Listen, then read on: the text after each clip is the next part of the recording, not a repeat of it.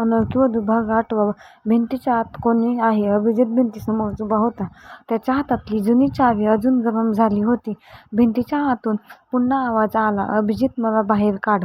अभिजितने घाबरत आजीकडे पाहिलं. आजी, हा माझ्या आईचा आवाज आहे ना? आजीच्या डोळ्यात अश्रू आले. ती काहीच बोलली नाही. अभिजितने आवाज चढवत विचारलं, मला खरं सांग, माझी आई जिवंत आहे का? काही क्षण शांतता पसरली. मग आजी हळू आवाजात म्हणाली, हो. अभिजितला धक्काच बसला. काय? आजीने मान खाली घातली. तुझी आई जिवंत आहे, पण गेली 25 वर्ष ती या वाड्यातच कैद आहे. अभिजितच्या पायाखालची जमीनच सरकल्यासारखी झाली. मग तू मला इतकी वर्ष का सांगितलंस की माझी आई मला सोडून गेली? आजीच्या डोळ्यातून अश्रू वाहू लागले. कारण मला तुझा जीव वाचवायचा होता. अभिजित काही बोलणार इतक्यात भिंतीच्या आतून पुन्हा आवाज आला. यावेळी आवाज त्याच्या आईचा नव्हता. तो आवाज अन्विताचा होता. अभिजित, आजीवर विश्वास ठेवू नकोस. सगळे थक्क झाले. आजी अचानक मागे सरकली. अभिजित तिच्याकडे पाहत म्हणाला, आजी, अन्विता असं का म्हणते? आजीने उत्तर दिलं नाही. रहस्यमय वधू मात्र शांतपणे उभी होती. अभिजित तिच्याकडे वळला. तुला सगळं माहीत आहे नाही का? वधूने हळूच मान हलवली. हो. मग सांग, 25 वर्षांपूर्वी काय झालं होतं? वधूने भिंतीकडे पाहिलं. या भिंतीच्या मागे फक्त तुझी आई नाही. ती थांबली. अभिजितने विचारलं, मग कोण आहे? वधू म्हणाली, ज्याला तू मृत समजत होतास तीही इथेच आहे. अभिजितच्या चेहऱ्यावर आश्चर्य पसरलं. अन्विता? वधूने काहीच उत्तर दिलं नाही. अभिजितने हातातील चावी भिंतीवर असलेल्या छोट्या कुलुपात लावली. कुलूप फिरताच क्रिक, भिंतीचा एक भाग हळूहळू बाजूला सरकला. समोर एक अरुंद गुप्त मार्ग दिसला. आत पूर्ण अंधार होता. फक्त दूरवर एक छोटासा दिवा पेटलेला दिसत होता. अभिजितने टॉर्च सुरू केली आणि आत पाऊल टाकलं.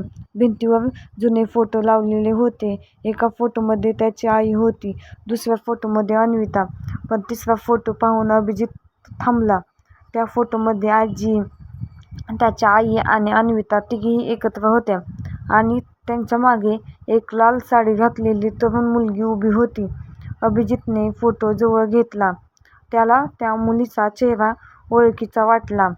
तो हळू आवाजात म्हणाला, हीच तर. त्याच क्षणी मागून रहस्यमय वधूचा आवाज आला, हो, तीच मी आहे. अभिजितने धक्का बसल्यासारखं तिच्याकडे पाहिलं. म्हणजे तू 25 वर्षांपासून या सगळ्यात होतीस? वधूने उत्तर दिलं, मी या घरात आले तेव्हा मला वाटलं होतं की इथे मला माझं प्रेम मिळेल. ती काही क्षण शांत राहिली. पण मला मिळालं फक्त विश्वासघात. अभिजितने विचारलं, कोणाचा विश्वासघात? वधूने थेट आजीकडे पाहिलं. आजीच्या चेहऱ्यावर भीती दिसू लागली. वधू म्हणाली, तुझ्या कुटुंबातील एका व्यक्तीचा अचानक गुप्त मार्गाच्या शेवटच्या खोलीतून एका स्त्रीच्या रडण्याचा आवाज आला. अभिजित धावत पुढे गेला. खोलीत एक जुनी खुर्ची होती. तिथे एक स्त्री बसलेली होती. तिचे केस पांढरे झाले होते. चेहरा अशक्य होता. पण डोळे. अभिजितने तिला पाहताच थांबला.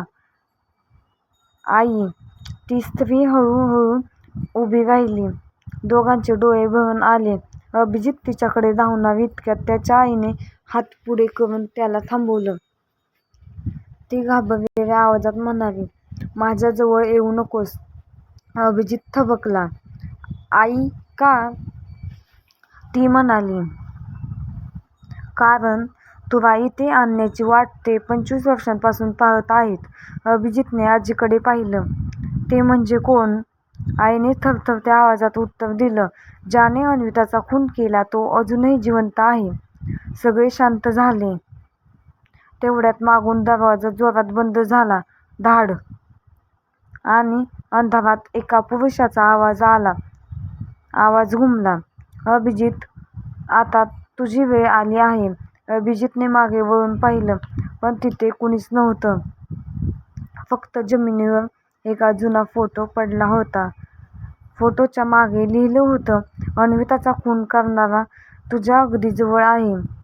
अभिजितने फोटो हातात घेतला आणि फोटोवरचा चेहरा पाहताच त्याच्या चेहऱ्यावर भीती पसरली. कारण फोटोमध्ये दिसणारी व्यक्ती त्याला चांगलीच ओळखीची होती. भाग 8 समाप्त.